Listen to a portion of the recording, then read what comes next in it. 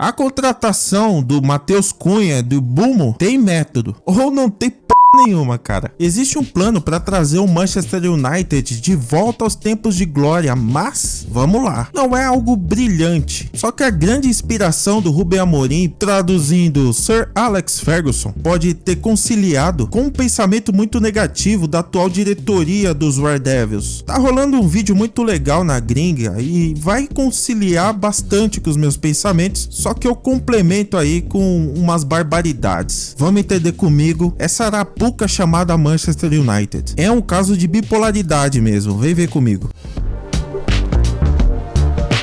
Sir Alex Ferguson é uma lenda e é considerado por muitos o maior treinador da história do futebol. E é justificável, pois como é que um técnico ficou mais de 20 e tantos anos num clube, com tamanha consistência na briga por títulos, sendo protagonista? Eu, apesar de ser torcedor do Manchester United, Campbell demorou tanto para buscar uma coisa que tava na cara: contratar jogadores testados e aprovados na Premier League. Talentos de outras ligas que poderiam demorar para se adaptar, não. Que tal talentos em campos ingleses? Ferg em 92 contratou Eric Cantona, que estava no Leeds, por apenas 1 milhão de libras. Aí o United acabou com uma seca de 26 anos sem títulos e depois foi estouro da boiada. Só que o grande talento do Ferguson não era só focar nos times que conquistavam títulos. Afinal, em 1991-92 o Leeds tinha acabado de ser campeão e o Cantona nem foi o protagonista desse título. Ele chegou no meio da temporada, fez 6 partidas como titular em 15 partidas disputadas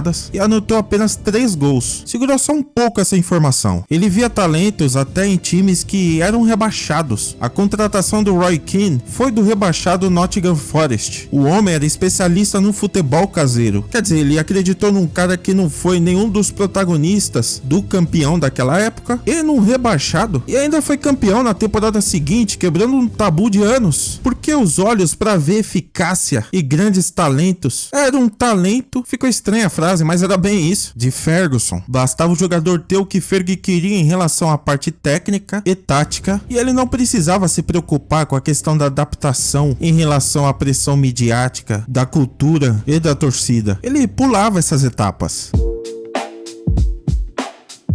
Enquanto os outros clubes gastavam fortunas tentando criar galácticos, Ferguson eliminava riscos. Van der Sar, por exemplo, quando chegou no United, ele tinha 34 anos, veio do Fulham, que tinha terminado naquela temporada em 13º. Esse goleirinho não vai dar certo no United e tudo mais. Só que Ferg viu a calma e experiência no holandês, e o resultado foi um dos maiores goleiros da história do clube. E quando ele dava facada nos rivais, por exemplo, Rooney, que era do Everton, e o United foi lá, pegou o jogador do rival, pagou 27 milhões de libras. O investimento valeu cada centavo. E claro, tem um grande exemplo do Van Persie em 2012, que saiu do Arsenal para o Manchester United, ajudando o clube a conquistar o 20º título da Premier League. Enquanto o pessoal tava brincando de Master League, o Ferguson tava jogando xadrez. Pode até ser que Ruben Amorim tenha o mesmo tipo de pensamento, só que, diante das ações do dono da Ineos, o Sr. Radcliffe, no próximo capítulo vou começar a explorar as atitudes do mercado da bola dessa janela do Manchester United de modo geral. E algumas atitudes de um passado recente que você vai perceber, provavelmente você deve perceber a mão fechada de Radcliffe.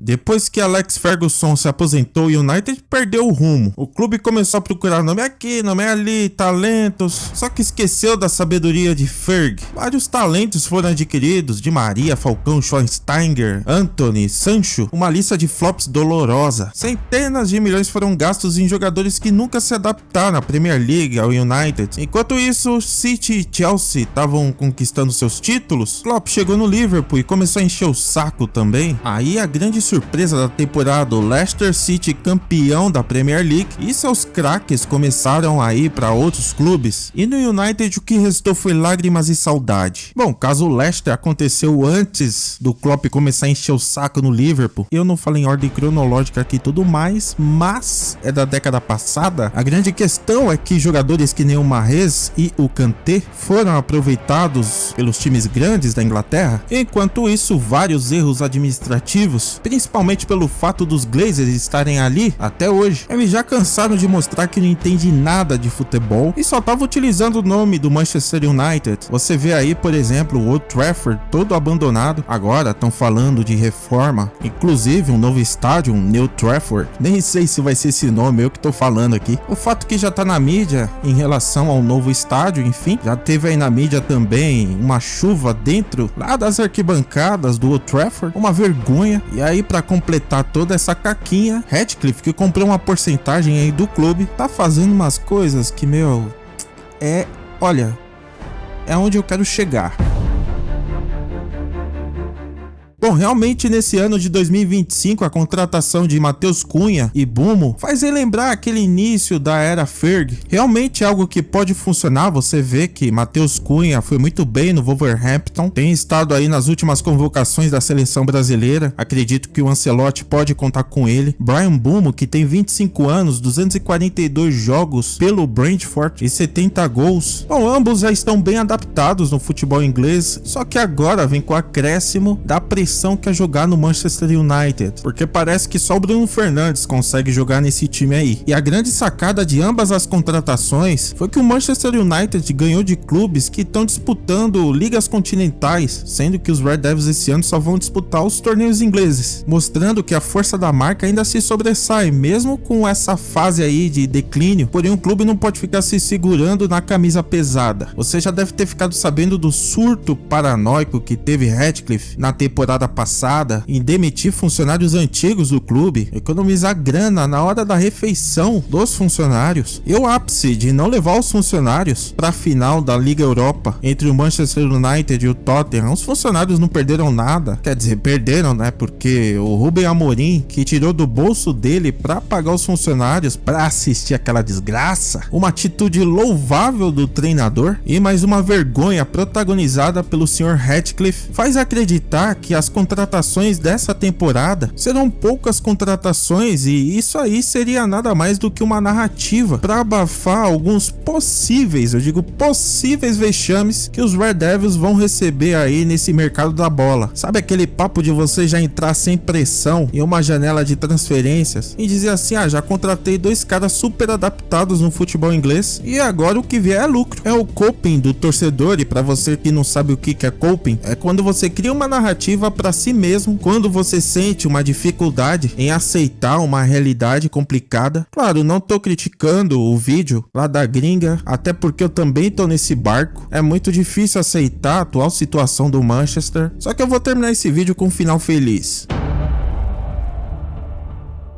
Você vê que o United está focado em resolver com precisão os problemas que foram mostrados na temporada passada, e mesmo que não consiga vencer a disputa na contratação de Sesko, você percebe a pontualidade e o fato de querer resolver esse Frankenstein que é o elenco do United. Há também notícias em que os Red Devils estão monitorando o Donnarumma, e caso confirme interesse, essa notícia prova mais uma vez a pontualidade de resolver os problemas que o mercado da bola pode resolver, além de mostrar que a marca ainda é muito poderosa caso aconteça a contratação de ambos os atletas. Caso não consiga, nós torcedores podemos descansar tranquilamente na narrativa do o foco é contratar na Premier League e já apagamos os nossos maiores incêndios. Só que pelos rumores, as negociações que estão acontecendo, mesmo tão disputadas, me deixam mais tranquilo, porque estão mostrando, como eu disse nesse vídeo, o foco do Ruben Amorim e do Wilcox em serem pontuais. Um clube que nos últimos anos passou por tantas decepções, não tem que ficar reinventando a roda, até porque jogadores da Premier League são muito caros. Mas você utilizar 3 contratações de alto valor como base e mesclar com jovens jogadores, como fazia o Sr. Ferg, é algo que realmente pode dar muito certo. Agora me diga nos comentários se você gostou da contratação do Cunha e do Bumo, se o Manchester United está no caminho correto nesse mercado da bola, e deixa seu like aí para ajudar o canal, se inscreva no canal, ative o sininho para você não perder nenhum vídeo. Que Deus abençoe você, tamo junto.